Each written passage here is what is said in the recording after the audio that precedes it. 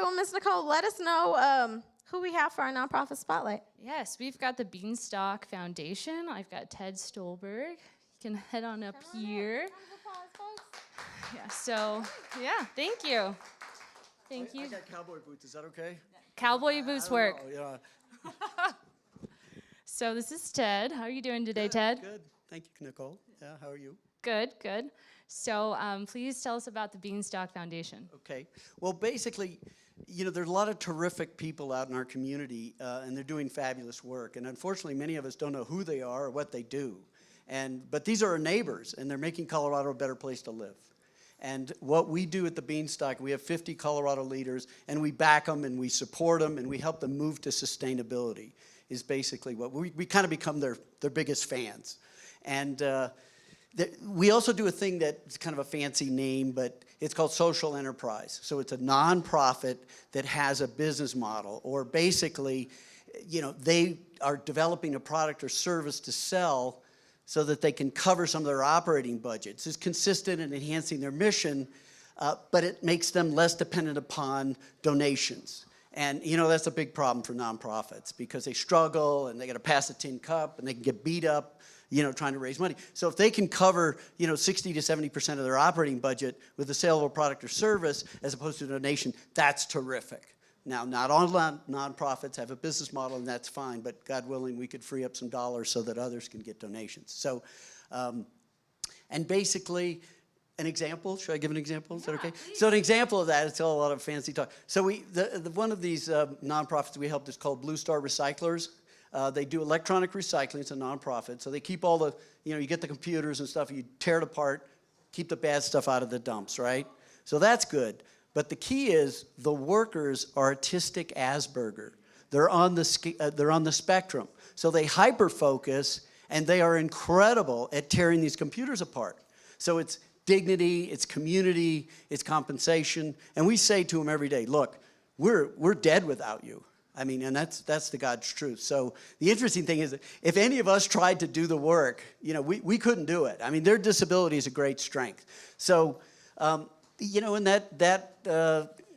Blue Stars, started 150,000 revenue. They're $1 million in revenue. And, they have 2 locations now, one in Colorado Springs and one in Denver. And so we're hiring these people. And it's terrific. I mean, if you ever get a chance to go see it. So that's one example. There are many, many examples. And I was talking to Nicole earlier. I was saying, this is one of the things I like about open media because, what open media is about us and trying to create a voice for us. And we all know there's a lot of problems out there. It's a mess, and I got news for you. Wall Street's not going to save us, and big banks aren't going to save us. The big government's not going to save us. It's going to be us. And so I really want to thank open media for the work that you do with creating that, that opportunity for nonprofits and community members to speak. So we have a video, which I hope you're going to see. I don't know. We will see it. We will see it. First, I want to let our audience know, people who would like to learn more about the Beanstalk Foundation, or if they want to volunteer, or how do they get involved. Could you let them know? Yeah, thank you. I actually would go to our site, beanstalkfoundation.org. It's not really about Beanstalk. It's about the 50 leaders and their organizations. So if you can go there, pick out one that you like or you're interested in, and just go check it out. Maybe volunteer, maybe go over there and see if you like them. That would be my advice to you. Yeah. Awesome. Great. And Beanstalk, do you guys go out and find these leaders, or do the leaders come find you? Yeah, that's a great question. How do you find it? We don't do this kind of application thing. I think that's kind of a joke, paper coming in, looking at paper. We kind of find, a lot of our existing leaders will say to us, you need to meet, Brad and Libby Berkey at Same Cafe. You need to meet Mike Mazzola at Shift Thrift. So a lot of it comes through referrals and people that we know, and we usually find out that when it comes from one of our existing leaders, we're going, okay, we want to have lunch. Let's have lunch. Let's figure out if we can partner up and help in any way. So, awesome. Yes, thank you. And would you like to give us a little spiel about the video that we're going to see tonight? Well, it's to say it's Blue Star Recyclers. Again, it's Oh, it's actually, there's one other thing I forgot. So not only do you tear it apart and you do the autistic Asperger workers, but we also have a program called PCs for People. I'm really excited about this. So not all the computers get destroyed. This is a new thing. Some of them, as they're 3 to 5 years older, we can clean them, we can clean out all the data on a server, right? Refurbish them, put in Microsoft, sell it for $60 to $70 to kids in school, lower income kids or people that can't afford a computer. And then we have $10 a month for internet connection. So $10 a month, 60, 70 bucks, bang. The digital divide, we're gonna crush it. We're gonna stop that, we can't stand it. So we're doing this with schools and that's, it's really working well, so. Great. Thank you. And so we're ready to watch the video? Yeah, go for it. All right. Okay. Thank you. Nicole. Yeah. Appreciate it. Thank you. At its core, it's jobs creation for people with disabilities and that have this talent and interest to work. That's really what we're here for. Electronics recycling, fluorescent bulb recycling, those are all a means to an end. Well, in our vernacular, in our industry vernacular, it's called triple bottom line, and essentially it means that as an organization we produce an environmental deliverable, social deliverable, and an economic deliverable to the community. And we're real fortunate to be able to do all three of those because our model just naturally feeds that whole formula. The biggest social deliverable that we produce is real meaningful employment for people with developmental disabilities. The work they do for us is meaningful, and if they weren't doing it, we would go under, because the separation of the computers produces about 45% of our revenue. From the environmental standpoint, to date we've diverted and collected and recycled about 3 million pounds of electronic waste. By keeping those things out of the landfill, we, number one, protect the landfill and keep it from aging, but we give second life to a material that can be used over and over again indefinitely. My name is Andy O'Reilly. I am president of our Vocational Electronic Recycling Network. So essentially what I'm in charge of is helping to share our model with some downstate communities. Communities in other states that could benefit from having access to electronic recycling as a mechanism to create local jobs for people with disabilities.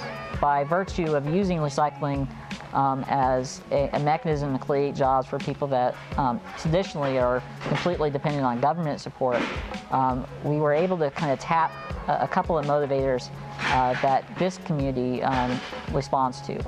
There's a lot of very important reasons why this material should be recycled, but you have to know the community that you're in and know about kind of what ultimately will motivate them to change their behavior. And it's just different in this community than it would be in like I said, more progressive community. These folks want the same thing you and I want. They want to be useful. And they really innately know when they're being served by an agency who's billing the government to serve them, because it's an artificial relationship. And when they're here, the relationships here are legitimate and they're genuine. They're friendships. The relationship between me and them. I'm not being paid to serve them. I'm employing them, and they know it. My name's Frankie Shaw. I take care of the customers as they bring their material in and weigh them. And then I write it down and tell them our fees and give them a tour if they want it. Yeah, I love it. Like me, I'm helping out my mom. Since it's only me and her. My dad's not here. As long as we work together, we get it done.